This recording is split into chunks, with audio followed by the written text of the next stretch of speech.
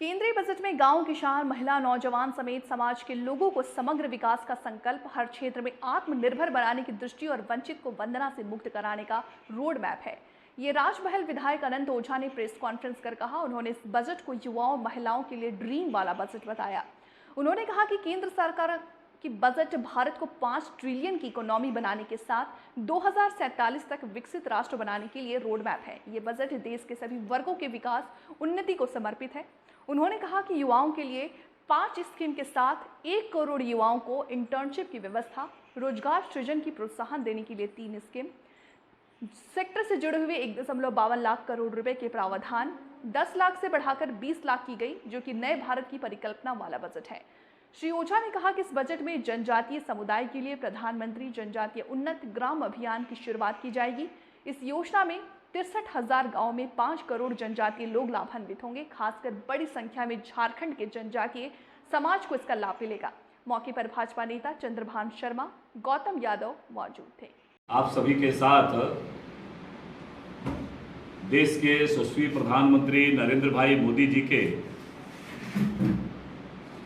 नेतृत्व में पुनः एक बार भारतीय जनता पार्टी मित एनडीए की सरकार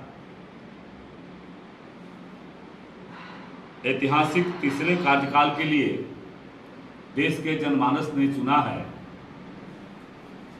उस विश्वास के साथ देश के यशस्वी प्रधानमंत्री नरेंद्र भाई मोदी जी के नेतृत्व में देश का आम बजट 2024 प्रस्तुत हुआ है और इस आम बजट में देश के यशस्वी प्रधानमंत्री नरेंद्र भाई मोदी जी के घोषणा के अनुकूल 4 मूल्य मुख्यतः बिंदुओं पर यह केंद्रित बजट को रखा गया है।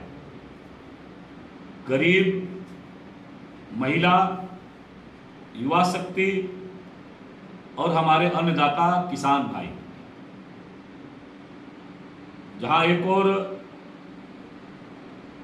इन चारों के केंद्रित करते हुए इस बजट में किसान भाइयों के लिए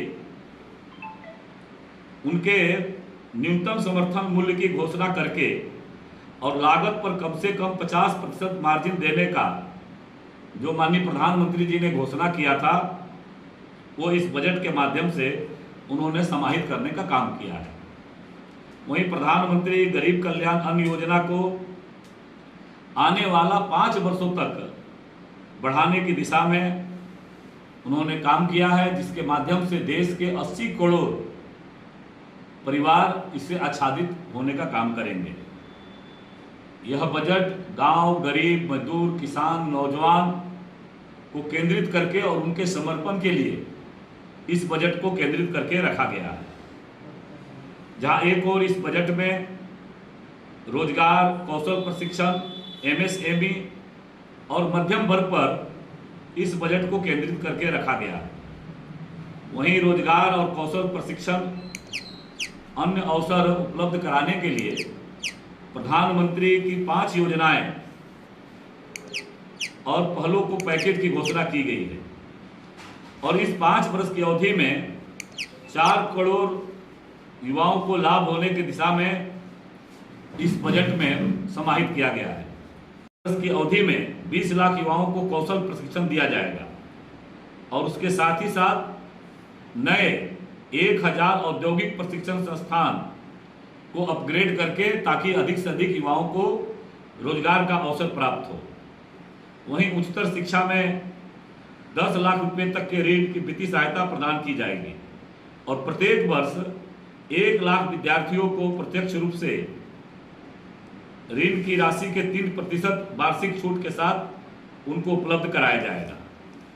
वहीं देश के समावेशी मानव संसाधन विकास और आधारभूत संरचनाओं के विकास के दृष्टिकोण से पूर्वोदय की योजना एक विशेष प्रावधान बजट में पूर्वोदय के नाम से किया गया है, जिसके माध्यम से बिहार, झारखंड, पश्चिम बंगाल, उड़ीसा सहित इन राज्यों को इसका लाभ मिलने वाला है। वहीं भारत सरकार के द्वारा इस बजट के अंदर अनेक विद्युत परियोजनाएं, एक्सप्रेस हाईवे का निर्माण, अनेक सिंचाई परियोजनाओं का निर्माण, ताकि इन आधारभूत संरचनाओं के खड़ी होने से निश्चित रूप से पूर्वोदय जो पूर्वी भारत हमारा है, पूर्वी भारत का एक बड़े हिस्से विकास की गति तेज होगी। वहीं हम सब जानते हैं कि हर वो गरीब का सपना होता है कि अपने सामने जीते जी अपने बच्चों के लिए, अपने लिए एक अच्छा अपना घर बना करके दे। देश के यशस्वी प्रधानमंत्री नरेंद्र भाई मोदी जी ने जहां पिछले कार्यकाल में 4 करोड़ नए घर बनाने का काम किया था प्रधानमंत्री आवास से, वहीं इस बार के बजट में 3 करोड़ प्रधानमंत्री आवास बनाने की योजना इस बजट में समाहित किया गया है। यह बजट जहां हमने कहा कि महिला केंद्रित है, तो वहीं महिलाओं के लिए विभिन्न प्रकार की महिला और बालिकाओं को लाभ देने वाली 3 लाख करोड़ रुपए से अधिक की योजना इस बजट में समाहित करने का काम किया गया है। झारखंड जैसे जनजातीय प्रदेश और इस प्रदेश के लिए आदरणीय प्रधानमंत्री जी ने जहां एक और प्रधानमंत्री जनजाति उन्नत ग्राम अभियान, इसके तहत देश के 63,000 आदिवासी गांव के 5 करोड़ जनजातीय बंधु इस योजना से लाभान्वित होंगे। और वो जो पंडित दीनदयाल उपाध्याय जी का जो सोच था, अंत्योदय का जो सोच था, वह अंत्योदय का भावना जो झारखंड के अंदर रहने वाले हमारे ट्राइबल बंधु हैं, प्रधानमंत्री जनमन योजना से सबसे ज़्यादा लाभ इस योजना के तहत झारखंड के हितों का पूर्ति होने वाला है। वहीं दूसरी ओर अनेक इस दिशा में 2 लाख करोड़ को प्रावधानित किया गया है।